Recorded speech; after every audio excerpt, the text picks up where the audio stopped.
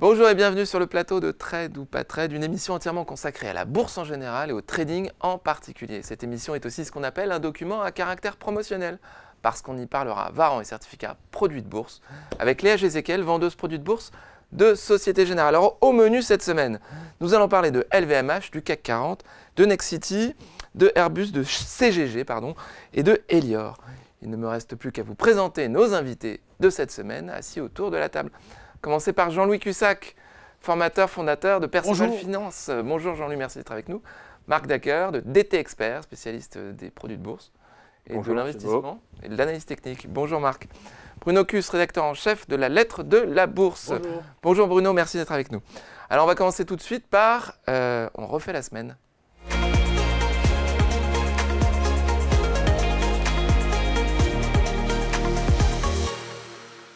On refait la semaine, la rubrique, première rubrique de Trade ou pas Trade, avec pour commencer Marc qui va nous parler de LVMH. On va voir le graphique apparaître sur nos écrans et vous allez nous décrire ce que vous avez anticipé sur LVMH dans les dernières semaines ou derniers jours. Le graphique va arriver, je vous en prie. Oui, alors on s'était nous positionné à la baisse après un rebond qu'on considérait comme un rebond technique. Il faut savoir qu'LVMH, ce qui est assez rare quand même, parce que c'est une valeur très solide, le leader d'ailleurs du luxe dans le monde, et le leader du CAC 40 au passage, a assez rarement des phases de consolidation un peu marquées. Là, il y a eu une première vague de baisse qu'on peut voir à partir de mai 2023. On voit quand même que l'amplitude de la correction était quand même assez importante, parce que la dernière qu'on a eue comme ça, c'était en début 2022, et on a eu un rebond, ce qu'on appelle nous en 3 temps, c'est-à-dire qu'en général, les rebonds en 3 temps, c'est souvent des rebonds techniques, comme les corrections en 3 temps, on appelle ça des ABC, et après, effectivement, on s'était dit qu'on arrivait sur des résistances importantes, on s'est dit, on a en risk-reward, en timing, risk-reward, c'est-à-dire le risque qu'on allait prendre par rapport au rendement qu'on pensait pouvoir avoir, on était bien positionné. Ça veut dire que si on s'était trompé, on aurait été stoppé assez vite. En revanche, on avait un potentiel correctif assez intéressant et effectivement, on a atteint notre premier objectif là, quasiment récemment dans les derniers jours. Donc c'était au début de la flèche noire, c'est ça? Oui, c'est le début votre de la stop, flèche il était noire. sur une résistance à 772? Ouais, c'était un ratio de Fibonacci tout bêtement parce que là, on n'avait pas grand-chose en termes d'overlap, etc. Donc là, vous portez encore la position ou Oui, on la garde encore un peu, mais comme nous, on se positionne sur des turbos, on ne garde pas les positions très longtemps parce qu'au bout d'un moment, on perd de l'effet de levier, puis quand on a des gains conséquents, on préfère sortir. C'était un produit avec un effet de levier de combien environ? 7. 7 Ouais, environ entre 7 et 8. Oui, nous, on prend des leviers assez élevés, on prend des risques. D'accord, très bien. Attention, c'est pas sur des sommes qui c'est pas à faire comme ça. Oui, non. On rappelle que les turbos sont des produits dont le risque de perte en capital existe en cours de vie et à l'échéance. Deuxième sous-jacent, c'est Jean-Louis. Vous allez nous faire votre point hebdomadaire du CAC 40. Alors, où on en est là? On est un peu au milieu du range. Hein. Le range qu'on voit depuis un an maintenant. Oui. Alors, on a eu cette forte hausse des marchés entre le début novembre et puis la mi-décembre. Le rallye de fin d'année, finalement. Les 15 derniers jours, il ne s'est pas passé grand-chose. On est stabilisé et puis là, on a retracé. Bon. L'idée, c'est de dire, est-ce que ce retracement est significatif d'un mouvement à venir? Je ne pense pas. La reprise qu'on a eue cette semaine, à un moment donné, elle n'était pas non plus significative d'un rebond à venir, d'un mouvement à revenir. Et on va rester, a priori, dans une phase d'attente. Pourquoi? Parce que les anticipations autour de l'évolution des taux souverains, et est-ce que la Fed va baisser en mars, c'est en gros 50-50. Toutes ces anticipations ont été hyper agressives. Les indices actions ont beaucoup progressé. Et là, on va attendre, je pense, la première salve de résultats des sociétés, en fait. Donc, qui arriverait normalement je crois que là, dans les semaines qui viennent. 19 janvier, là, ça va commencer. Donc, les marchés reprennent leur souffle. Cette correction n'est pas significative. Elle ne prend pas son origine dans une nouvelle particulièrement mauvaise, etc. Non, c'est-à-dire qu'en fait, vous voyez, là, le CAC, il a retracé de 4%, c'est pas anodin non plus. C'est pas méchant du tout. Non, c'est ce qu'on attend en règle générale. D'accord. Là, le problème, c'est que le marché a beaucoup monté avant. Mais dans un marché qui monte modérément, qui rebaisse un peu, qui remonte, les baisses, si vous voulez, de 3%, 3,5% sont normalement des occasions d'acheter. Le problème, c'est que là, ils se disent, oui, mais on a beaucoup monté, donc est-ce que 3-4% de baisse, Suffisant. est-ce que c'est une porte d'entrée? La réponse n'est pas évidente. Et ce qu'on observe quand on regarde les valeurs une par une, il y a deux catégories de valeurs. Il y a celles qui ont beaucoup retracé, enfin, qui en général sont volatiles et qui retracent beaucoup, et il leur manque encore un petit quelque chose. Pour atteindre un support. Ouais, donc par exemple, on a souvent des retracements de 15% qu'on peut voir un peu comme sur LVMH, où on pourrait considérer par rapport au graphique de Marc tout à l'heure que, lui, il dit on peut aller vers 650, donc il manque un petit quelque chose encore, potentiel. Et puis, des valeurs qui n'ont pas beaucoup retracé, du genre Safran, etc., où on se dit on aimerait bien avoir un 6%, peut-être 6, 7, 8, vous voyez. Et voilà, et elles font partie des valeurs vraiment très très solides. Et là aussi, il manque un petit quelque chose. Donc, les investisseurs se trouvent dans une situation où ils se disent bon, ça ne retrace pas suffisamment pour les très très très belles. Pour celles qui, comme ST Micro par exemple, qui est très suivie, on se dit il y a encore un peu à gratter. Elle peut venir vers 39,5, là, à 40 et quelques. Donc, je vais aussi un peu patienter. Voilà, on est dans une phase d'attente.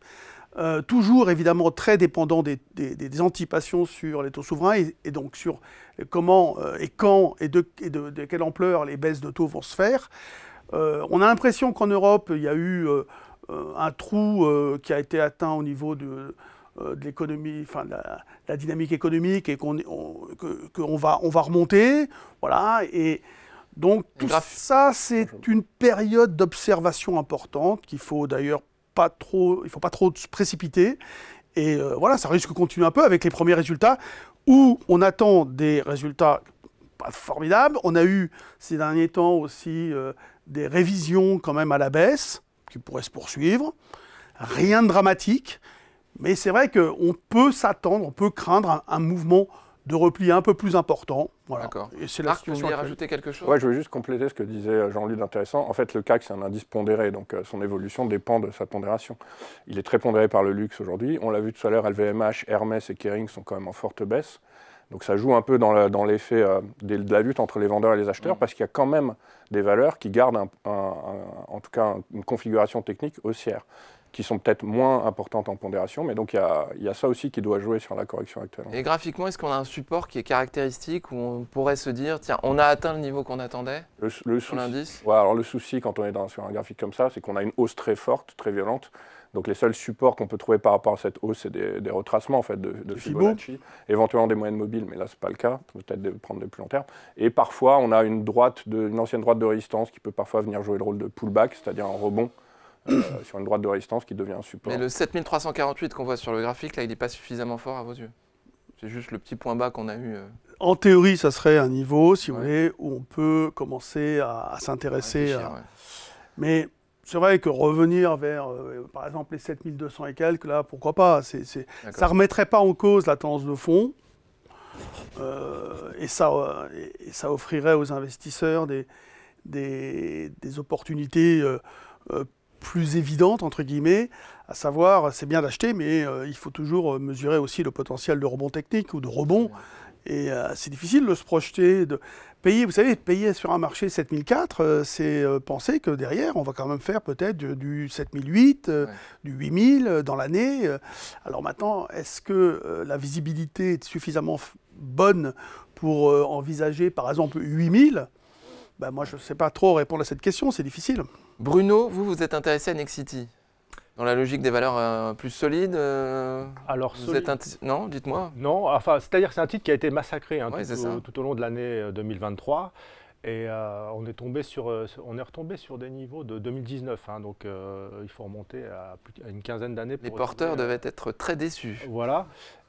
Et nous, on s'est repositionné un peu sur le dossier au mois de décembre parce dans l'anticipation des baisses de taux, tout le monde attend les baisses de taux, mais donc ça sera un catalyseur quand même assez important pour les promoteurs immobiliers, enfin pour l'immobilier en général et pour les promoteurs, dont l'activité a fortement baissé. Il y a eu une chute de 35% des réservations de logements neufs sur les 9 premiers mois de l'année. Donc ça sera une année noire, et encore 2024 sera encore pire. Je crois qu'on atteindra vraiment le bas du cycle cette année pour les promoteurs. Mais en tout cas, on a des signaux de baisse des taux, des conditions de crédit des banques qui permettent d'espérer une reprise des ventes de logements neufs vers le milieu de cette année. Et donc, l'idée, c'était d'anticiper ce mouvement. Et le titre a commencé à bénéficier de cet effet taux. Et il y a eu une annonce très importante sur Nexity qui a juste suivi juste après, au mois de décembre. C'était que le groupe a décidé finalement de se désendetter et de vendre ses activités de gestion. Parce que c'est un promoteur qui fait à la fois de la promotion, mais aussi du syndic, etc., des activités de gestion, qui ont été vraiment, pour le coup, très bien valorisées, 440 millions. Et ça représentait la moitié de la capitalisation boursière de Nexity quand ils ont annoncé l'opération.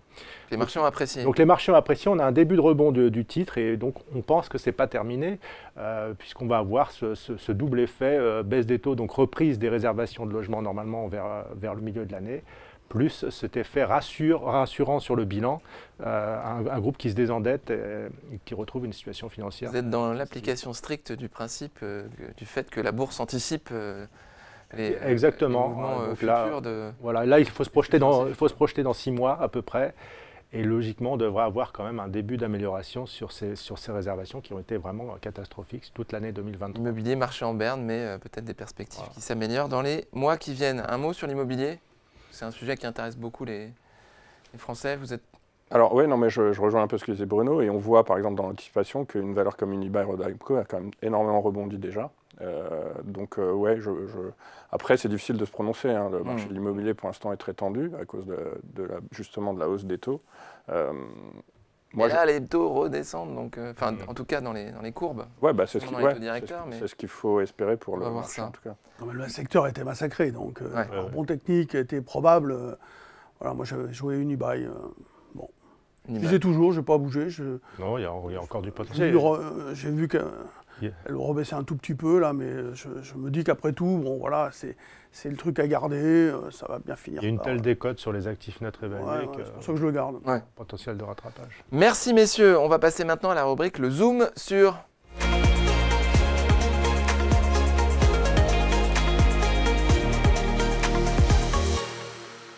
Le Zoom sur avec Léa Gézéquel, vendeuse produits de bourse Société Générale, qui va nous parler d'un outil révolutionnaire. Match My View. Qu'est-ce que c'est Match My View? C'est de l'anglais? C'est une belle introduction, j'ai intérêt vraiment à bien le présenter.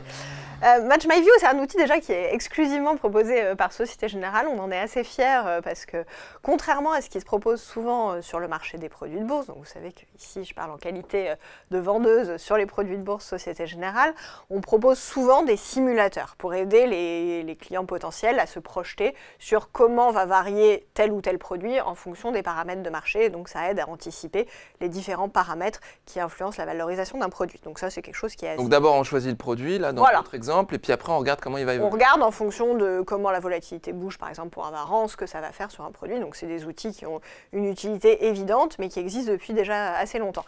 Ce qui est assez novateur avec Match My View, c'est qu'en fait, on va prendre le problème, entre guillemets, à l'envers, puisque Société Générale, aujourd'hui, offre plus de 15 000 produits listés en Bourse de Paris. Parfois, pour les investisseurs, notamment un peu néophytes, ça peut être compliqué de trouver le bon produit parmi cette offre qui est extrêmement... Et si on anticipe quelque chose sur le CAC 40, il y a peut-être 3000 produits qui sont disponibles. Qui potentiellement peuvent correspondre. Voilà. Donc cet outil, en fait, il prend le problème à l'envers et il va vous questionner sur le scénario d'investissement, qui est la base de toute décision d'investissement. C'est quelle est ma conviction? Donc ma conviction, premièrement, elle est sur un sous-jacent. Donc là, vous choisissez votre sous-jacent. Ensuite, ça ne fonctionne que pour les produits qui sont directionnels, parce qu'on a aussi beaucoup de produits de bourse qui permettent d'investir sur des hausses modérées ou la stabilité des marchés. Ça ne va pas fonctionner dans ce cas-là. Là, on est vraiment sur des convictions directionnelles fortes. Est-ce que ça va monter? Est-ce que ça va baisser concrètement? Et ensuite, un sous-jacent de direction. Exactement. Et après, on va aller vraiment un peu plus en finesse, entre guillemets. On va aller se dire... Quel est finalement mon objectif? Par exemple, là, donc, à l'écran, vous voyez sur le CAC 40, alors j'ai pris les cours hier où on était à 7004, on peut se dire que le seuil de réalisation, c'est-à-dire l'objectif du produit, moi je suis haussière sur le CAC 40, je pense qu'on va aller à 7630. Donc là, vous voyez, c'est la courbe verte qui s'affiche sur l'écran. On donne aussi une date de prévision. Donc là, on était sur à peu près 15 jours, 3 semaines de scénario d'investissement. Et on va aussi renseigner un seuil d'invalidation, c'est-à-dire se dire, finalement, si je me suis trompée, moi là j'ai mis à 7330, je considère que mon scénario n'est plus valide, je préfère couper mes pertes potentiellement que de les creuser. Et ensuite, quand on a fait tout ça, l'outil va mouliner les 15 000 produits qui existent dans la gamme. Donc voilà, c'est ce moulinage qui prend beaucoup de temps pour un investisseur et qui prend que quelques secondes à l'outil Match My View, qui va permettre en fait de sortir les 5 produits les plus adaptés, que ce soit des varans ou des turbos ou les deux. Là, en l'occurrence, j'ai choisi des turbos, mais on peut aussi inclure des varans si on le souhaite. Et ces produits sont ceux, alors pas forcément qui performeront le mieux, hein, on n'a pas de boule de cristal, mais sont ceux qui, d'après votre scénario d'investissement, sont le plus adaptés à votre profil de rendement risque. C'est une intelligence artificielle. C'est une forme d'intelligence artificielle, effectivement, puisque derrière, effectivement, il y a un algorithme qui va prendre en compte tous les paramètres que vous avez renseignés. Et donc, une fois que vous avez vu ces produits, bien sûr, vous pouvez cliquer dessus, voir tous les détails et refaire des simulations derrière avec des simulateurs plus classiques. Et vous pouvez aussi, à l'aide du bouton là avec le petit chariot, directement aller sur le site de votre courtier, Boursorama ici, vous cliquez et vous tombez directement chez votre courtier sur le produit qui vous intéresse. Ce qui est particulièrement appréciable sur cet outil, c'est qu'il permet de se rendre compte de la performance de produits de bourse tels que les varans, qui sont parfois un petit peu délaissés. C'est le produit de bourse historique. Et on voit sur certains scénarios que le varan prend l'avantage sur les turbos avec une accélération du delta. Pour un intervalle unique de gagner sur le sous-jacent, l'intervalle pris par le varan va être de plus en plus important au fur et à mesure qu'on a raison dans son scénario d'investissement. Très intéressant. Donc en fait, pour récapituler, on choisit le sous-jacent, le sens, l'amplitude de mouvement, 3, 4, la date de réalisation, et 5, le seuil d'invalidation. Tout à fait. C'est ça? Bon, très bien. Objectif. Oui, seuil de réalisation. L'amplitude de mouvement. Que j'ai appelé amplitude de mouvement. Tout à fait, Marc. Merci beaucoup, Léa. C'était très intéressant. Match My View sur le site sgbourse.fr. Tout à fait. On va passer maintenant au coup de cœur des traders.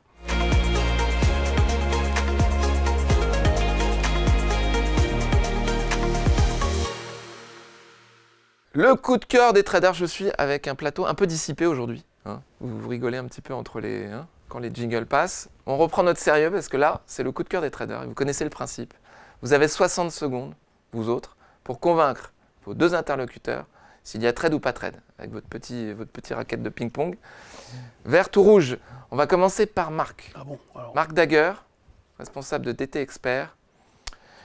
Vous êtes prêts? Toujours. Vous êtes sûr? On verra. Très bien. Alors on y va. 3, 2, 1, c'est parti. Marc, vous nous parlez de Airbus. C'est parti. Alors, comme j'ai que 60 secondes, et je vais essayer de me concentrer sur ma partie, c'est-à-dire l'analyse technique. En Fonda, ils ont beaucoup de commandes d'avions en ce moment, donc ça c'est plutôt bien. Là, on a un graphique de long terme, donc ce qu'on appelle un graphique weekly, c'est-à-dire en base hebdomadaire. Et on constate une chose qui nous plaît bien, c'est qu'on avait une zone de résistance très forte sur les 136, qui avait déjà arrêté le marché en 2020. Et sur laquelle le marché était revenu buter il y a quelques mois. On a dépassé cette zone et pour l'instant, on s'est appuyé dessus en pullback, c'est-à-dire qu'on n'a pas réussi à renfoncer la zone. Alors c'est du court terme, mais pour nous, ça donne un potentiel intéressant. Là, je veux bien passer au graphique suivant parce qu'il me reste 20 secondes. Voilà. Et là, c'est le daily. Donc on voit sur le daily qui était plus récent que le rebond était plus franc, que là, on a mis un terme à une petite correction de quelques semaines, et que pour nous, tout ça nous donne encore à court terme des objectifs qui sont autour de 152, voire 161, mais ça va dépendre, comme le disait Jean-Louis tout à l'heure, de l'état du marché en général. Bravo. On voit que vous avez bien travaillé. Deux graphiques, un timing respecté parfaitement. Je vous félicite, Marc. Alors, Bruno, Jean-Louis, qu'est-ce que vous en pensez? Non, vous n'avez pas le droit à la parole. On imagine que vous soutenez votre propre scénario, oui, sinon ce serait schizophrène. Alors Bruno, Jean-Louis, stop. Allez-y. C'est-à-dire que les scénarios qui ont été d'ailleurs proposés souvent de continuation de mouvement, d'accélération dans un environnement de marché tel qu'il existe aujourd'hui, je trouve que les probabilités de réussite sont quand même faibles. Alors, à long terme, oui, mais le problème, c'est qu'on risque de passer par des moments d'invalidation et ça pose problème. Donc, je pense que globalement, il est préférable de tenter d'acheter des valeurs sur des retracements en se disant, elle offre un potentiel de rebond, j'ai une idée qu'elle est fondamentalement bonne. Mais là, si vous voulez, investir sur l'idée que l'on va continuer de monter, ça me paraît... D'accord. Ça me paraît difficile. On vous entend. Non, mais surtout quand tout à l'heure, par exemple, l'idée était d'être vendeur sur LVMH, par exemple. Vous voyez, si LVMH continue de sous-performer, le CAC va avoir du mal à monter, l'ambiance générale va avoir Vous du pourrez mal... répondre. Non, mais je comprends. Non, mais l'ambiance générale va avoir du mal, si vous voulez, à être vraiment favorable. Et donc, penser qu'il va y avoir un fort relais sur une valeur qui a déjà beaucoup monté, qui est de qualité, hein, c'est pas, le stop, c'est pas Airbus, c'est simplement la manière dont on va investir Dans un contexte de marché actuel. sur un plus haut, en fait. Bruno, vous êtes plutôt favorable à ce scénario. Vous allez peut-être répondre. Oui, justement, moi je considère que le contexte de marché actuel, il est plutôt favorable aux valeurs sur lesquelles il y a de la visibilité. Parce que on manque un petit peu de visibilité aujourd'hui sur les perspectives de croissance, de résultats des entreprises pour cette année, pour l'année prochaine. Et sur Airbus, en fait, on a quand même une sacrée visibilité avec le carnet de commandes. C'est 8000 appareils en carnet de commandes, c'est 10 ans de chiffre d'affaires en carnet de commandes. Et donc le seul souci d'Airbus, c'est de délivrer ce carnet de commandes parce qu'il y a toujours ces contraintes sur la chaîne d'approvisionnement. Et donc c'est juste ça qui va faire que le groupe va tenir ou pas ses objectifs. Mais sinon, si on se place sur une tendance moyen terme, on sait qu'on est sur un boulevard pour un groupe comme Airbus. Et qui par ailleurs, quand on voit que ce soit le cash flow, la trésorerie, il y a 15 milliards de trésorerie au bilan. Enfin, je veux dire, c'est un dossier très rassurant dans le contexte actuel. Vous parliez de Fonda tout à l'heure. En fait, c'était Oui, des critères fondamentaux que Bruno nous a gentiment rappelé. Pour la connaissance de Bruno sur tous les dossiers. Ouais. Merci Bruno déjà pour répondre parce qu'il a dit une partie de ce que j'aurais pu dire. Et je vais revenir sur ce qu'a dit Jean-Louis. Deux choses. D'abord, il parlait d'LVMH. LVMH et Airbus sont dans deux secteurs totalement différents. Et on a des valeurs, il l'a dit lui-même, qui tiennent bien. Il parlait de retracement, mais le rebond d'octobre 2023 a déjà été retracé légèrement. C'est pour ça qu'on avait décidé de se positionner dans ce sens-là. Et on a des valeurs qui tiennent encore bien. Et moi, j'ai souvent remarqué une chose, parce qu'il a raison, c'est toujours mieux d'investir en termes de timing sur des corrections. Mais on a aussi des valeurs qui sont montées tellement qu'on s'est toujours dit, est-ce que je prends le train en marche? Et finalement, on a regretté. Ouais, c'est ça. Et dernière chose, c'est qu'une valeur comme Airbus ou même Safran, qui est quand même... qui sait aussi quels sont les carnets de commandes d'Airbus, qui fournit les moteurs, etc., tient bien aussi et garde une configuration qui me semble plutôt positive. Donc voilà. Très bien, c'est très clair. Merci beaucoup, messieurs. Alors, le deuxième coup de cœur des traders, ça va être au tour de Jean-Louis, avec CGG. Est-ce que vous êtes prêt, Jean-Louis? On va voir le graphique arriver à l'écran. C'est parti, 3, 2, 1. Jean-Louis, c'est à vous.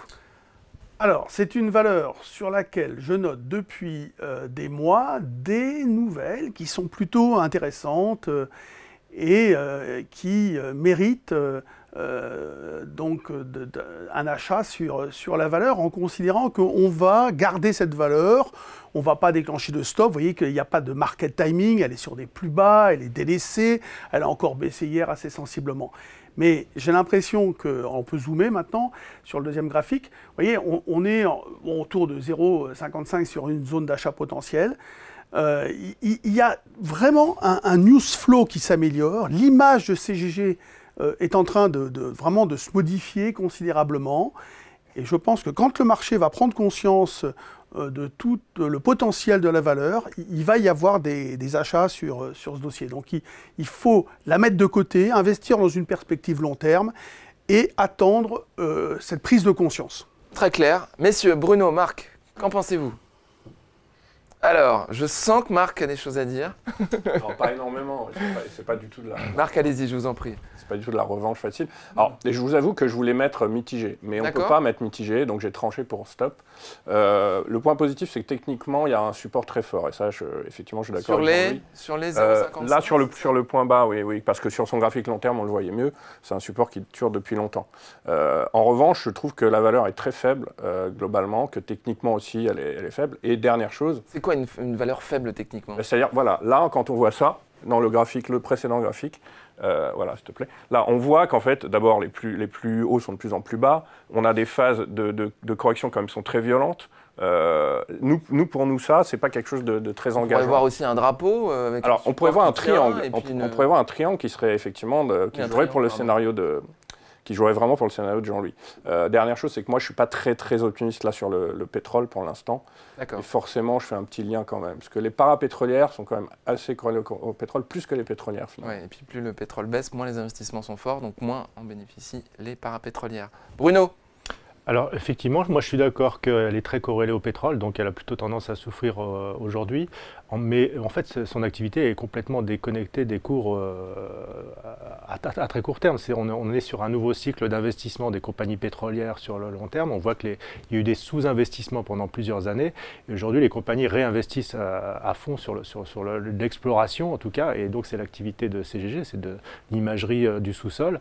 Et il y a de gros investissements qui se mettent en place. Et la société, elle a changé complètement son modèle économique. Avant, elle investissait beaucoup de gros investissements dans des bateaux qui faisaient de la sismique, etc., qui coûtaient très cher, très compliqué à rentabiliser. Et aujourd'hui, elle a un modèle beaucoup asset light, comme on dit, donc avec des actifs beaucoup moins forts au bilan. Et donc, elle a réduit la taille de son bilan pour redevenir profitable depuis très peu. C'est une entreprise qui a perdu beaucoup d'argent et qui regagne de l'argent depuis l'année dernière. Et on est reparti sur un cycle de bénéficiaires, à mon avis, qui n'est pas pris en compte dans la valorisation.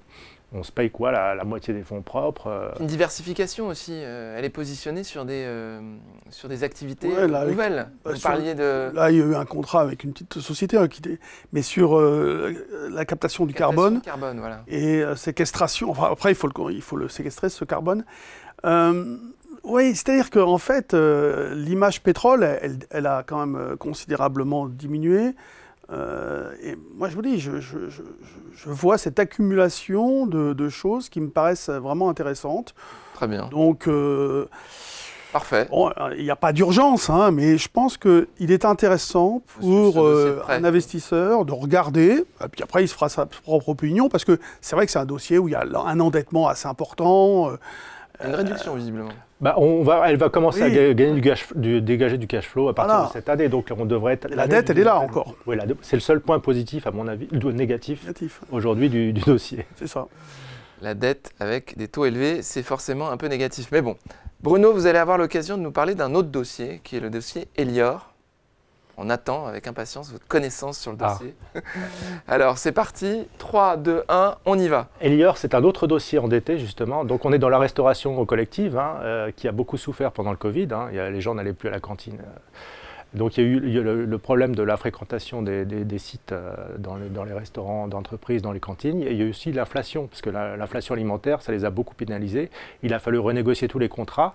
Et donc, le groupe a souffert jusqu'à il y a un an. Et là, il se redresse. C'est un groupe qui a été repris par le groupe de Richebourg, qui a pris une participation de plus de 48% du capital aujourd'hui, qui restructure, qui a apporté des activités multiservices à Elior. Donc, il est en train de le restructurer, de le reconfigurer. Et donc, le problème aujourd'hui d'Elior, c'est de se désendetter, parce qu'on est à 6 fois les EBITDA en termes d'endettement, c'est beaucoup, et ils veulent diviser par 2 en 3 ans. Et la valo, elle est très abordable. Donc, si on pense que le groupe va sur le chemin du désendettement comme prévu, normalement, on doit avoir un rebond, d'autant que de Richebourg peut à tout moment prendre le contrôle de la société. Voilà. Je ne sais pas si vous avez respecté le timing, parce que je ne l'avais pas en tête. À 3 secondes. C'est très bien, je vous félicite Bruno. Alors Jean-Louis, Marc, qu'en pensez-vous? Trade ou pas trade? Oh là là, tout le monde est d'accord, vous avez réussi à convaincre vos interlocuteurs. Alors pourquoi vous êtes convaincu, Jean-Louis? Alors d'abord, c'est une valeur que j'avais proposée. Ah ben voilà. Il y a quelque temps, ici même, il y a un bout de temps. Et en expliquant justement que de Richebourg, c'est quand même quelqu'un qui un peu tôt à l'époque, Jean-Louis. Non, je l'avais pas mal acheté. Au début, j'en ai... ça, on va pas refaire l'histoire, mais c'est une de mes plus grosses lignes presque, parce que je pense qu'il y a un potentiel extrêmement important. D'ailleurs, elle résiste bien pendant cette période un peu difficile là. J'en avais allégé parce que elle vient de 1,80, un peu en dessous, 1,70 là. Et donc la perf de fin d'année a été exceptionnelle. Mais c'est vrai que si une boîte comme ça qui fait un gros chiffre d'affaires commence à gagner un peu d'argent, si vous voulez, derrière ça crache ça crache fort. Donc moi en plus de Richebourg, c'est quelqu'un qui qui sait où il va, en fait. Donc, moi, j'aime bien. Non, c'est vraiment un dossier qui mérite... c'est une recovery vraiment intéressante, potentielle. Et de Richebourg, ils sont rentrés sur la base de 5,60 € l'action. Ah oui, Donc là, ça vaut 2,80 il y a du chemin quand même. Donc on peut penser qu'il sait ce que vaut la société, et donc voilà. Marc, vous êtes favorable à ce scénario? Oui, je suis favorable. Alors fondamentalement, je n'ai pas grand-chose à rajouter. C'est bien, Bruno connaît bien le dossier. Techniquement, c'est pas trop mal. Elle a bien résisté. Et moi, je fais un peu attention au secteur. Sodexo est revenu sur ses plus hauts. Bon, il est en train de les tester, mais le graphique reste, la configuration reste assez positive. Donc dans la globalité, je pense que... C'est cohérent avec vos convictions par ailleurs. Merci beaucoup Bruno, vous mettez tout le monde d'accord, je vous félicite, bravo. On va voir si vous avez la même réussite lors du quiz à vos marques que nous allons commencer maintenant.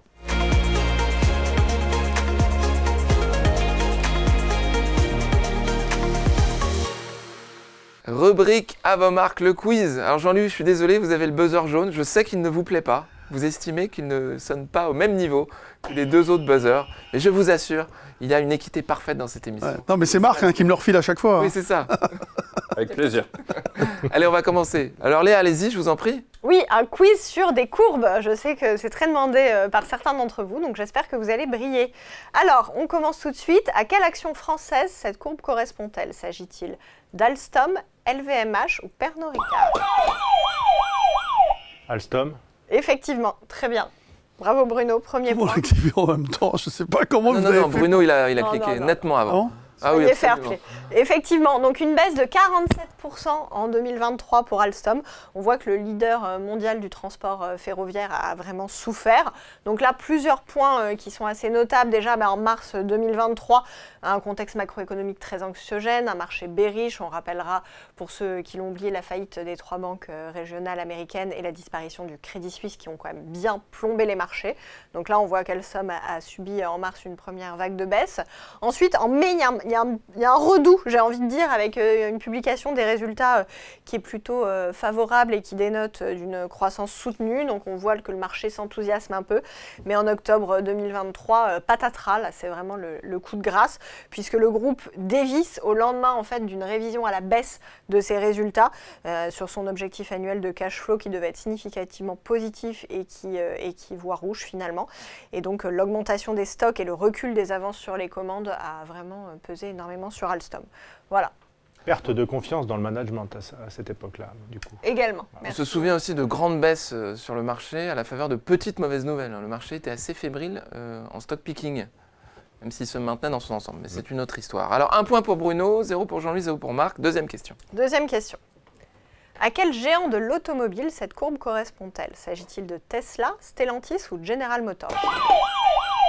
Marc. Stellantis. Très bien Marc. Effectivement, une performance de plus 60% en 2023 pour Stellantis. Donc dès février, on voit que Stellantis publie des résultats absolument exceptionnels. Il passe devant tous ses concurrents, que ce soit General Motors ou même Ford. Donc c'est vraiment des résultats très encourageants. En juillet, ça se confirme avec un bénéfice net record de 10,9 milliards d'euros. Et c'est notamment l'augmentation très importante de l'ordre de 24% des ventes de véhicules hybrides et électriques qui en fait tire le groupe vers le haut et offre des perspectives de croissance très intéressantes. Alors que, vous voyez, à titre d'exemple, Stellantis réalisait la 2e progression de l'indice parisien en juillet. On était à plus 38% versus 15% sur le CAC 40. Donc on voit vraiment que Stellantis avait explosé. En août 2023, on a un petit mouvement de correction parce qu'il y a eu une menace de grève très importante aux États-Unis puisque les syndicats demandaient une augmentation des salaires assez conséquente alors qu'au contraire, le groupe cherchait à tout prix à faire du cost-cutting et à maximiser ses marges. Donc ça a été un petit mouvement correctif, mais heureusement, le groupe parvient relativement vite à endiguer ce mouvement et à trouver des accords. Donc voilà, une performance remarquable en 2023 pour Stellantis. Marc. Je ne suis pas sûr, hein, je suis pas sûr à 100%, mais je pense que c'est la meilleure performance du CAC en 2023. Oui, c'est ça. Oui, c'est ça. Ouais. Parfait. 1 point pour Marc, 1 point pour Bruno. Jean-Louis, je vais bien vérifier que vous ne buzzez pas le premier. Je vais bien vérifier. Je vais avoir une attention particulière. Parce que je sens que ça vous irrite. Oh non. Oh, mais là, c'était assez facile, donc... 3e question. À quelle action française cette courbe correspond-elle? S'agit-il de Téléperformance, Saint-Gobain ou Kering? Marc. Téléperformance. Oui, effectivement, c'est Téléperformance. Mais Ouais, ok.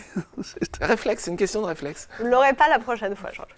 Moins 40% sur Téléperformance. Le numéro 1 des centres d'appel et de la relation a connu une année difficile. Effectivement, en mai 2023, on voit que le groupe révise à la baisse ses objectifs. Donc ça plaît rarement au marché. On note un premier impact. En septembre, la chute se poursuit avec de nombreuses dégradations d'analystes qui en fait doutent vraiment du modèle et questionnent la transition technologique sur Téléperformance avec l'intelligence artificielle. Donc c'est le contexte au global qui est remis en cause.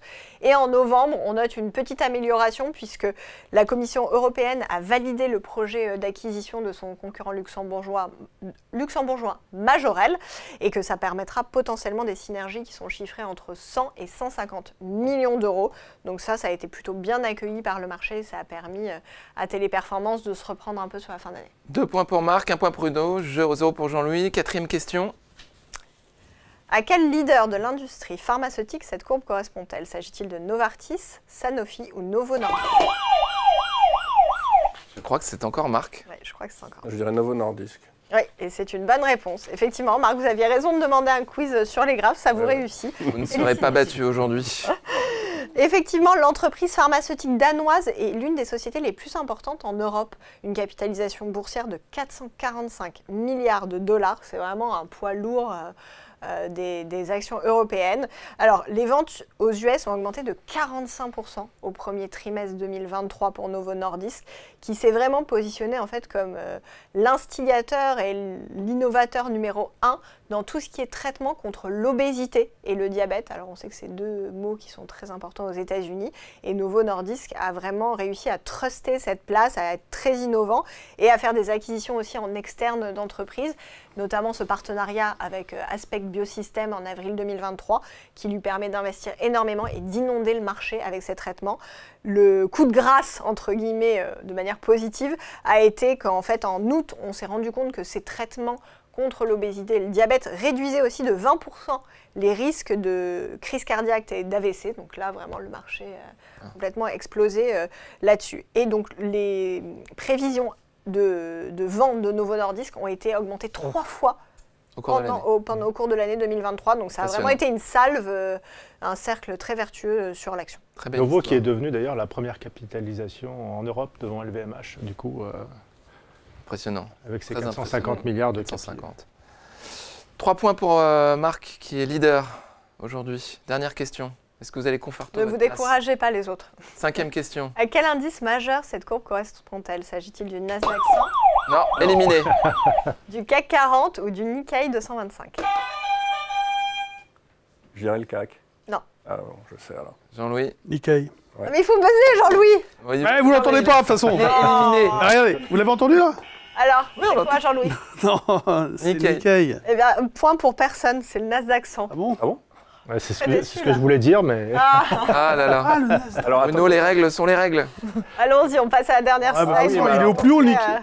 Pour vous montrer la Nasdaq. différence avec les autres courbes. Ouais, c'est- Alors, effectivement, Ouais. le Nasdaq a quand même inscrit une performance 2023 de plus 55%. Les actions technologiques et de consommation ont rebondi en 2023 malgré les risques de l'inflation. Donc, on a vraiment noté un marché très résilient. À titre d'exemple, sur le Dow Jones, on n'est que sur une performance de plus 13%. Et donc, c'est certaines actions qui ont tiré vraiment le Nasdaq à la hausse. Et donc, il n'y a pas d'homogénéité, on va dire, au sein de l'indice. Mais là, ça arrive souvent qu'il n'y ait pas d'homogénéité au sein d'un indice. Mais là, c'est extrêmement prégnant. Puisque, pour vous donner un exemple, en 2023, Nvidia s'est octroyé 240%, Meta 200% et CrowdStrike 140%. Et c'est des valeurs qui sont fortement pondérées au sein du Nasdaq. Donc, on imagine bien que certains dossiers ont vraiment tiré la performance du Nasdaq à la hausse. Merci beaucoup et bravo Marc pour votre victoire à ce quiz. On me dit dans l'oreillette, que je n'ai pas d'ailleurs, qu'il faut vous souhaiter la bonne année, évidemment. On vous souhaite des meilleurs trades possibles cette année 2024. Des très bonnes émissions à nos invités. Merci à nos invités d'être parmi nous, de nous faire le plaisir d'être avec nous. On vous souhaite aussi des bons trades.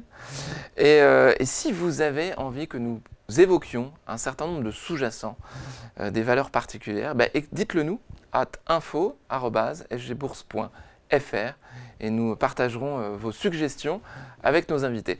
Voilà, je vous remercie beaucoup de votre attention, je vous souhaite une excellente année 2024 et si vous aimez cette émission Trade ou pas Trade, dites-le à vos amis. Merci beaucoup, au revoir.